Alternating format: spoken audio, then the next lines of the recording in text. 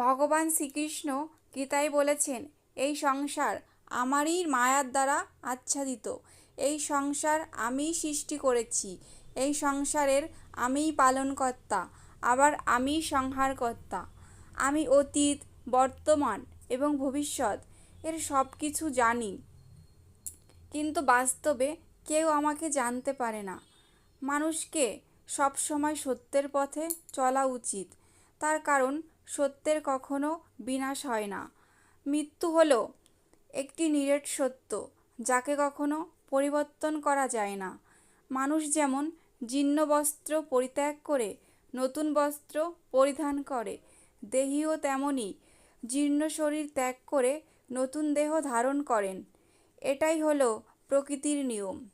দেহীর দেহ যেভাবে কৌমার, যৌবন ও জরার মাধ্যমে তার রূপ পরিবর্তন করে চলে, মৃত্যুকালে তেমনি ওই দেহী আত্মা এক দেহ থেকে অন্য কোনো দেহে দেহান্তরিত হয়।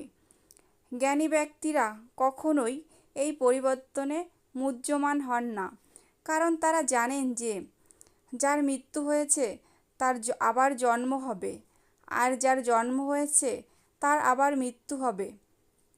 ভগবান শ্রীকৃষ্ণ বলেছেন, যে ব্যক্তি নিজের মনকে জয় করেছেন তার মনই হলো তার পরম বন্ধু, আর যে তার মনকে জয় করতে পারেনি তার মনই হলো তার পরম শত্রু।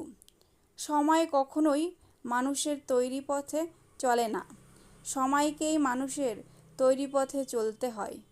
একেই বলা হয় নিয়তি।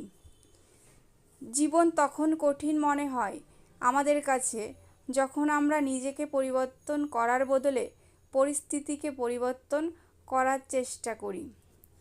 গীতায় শ্রীকৃষ্ণ অর্জুনকে বলেছেন, কর্মই মানুষের সবচেয়ে বড় ধর্ম। কর্ম না করে কেউ ক্ষণকালও থাকতে পারে না। ফলের আশা না করে মানুষকে কর্তব্যকর্ম করে যাওয়া উচিত।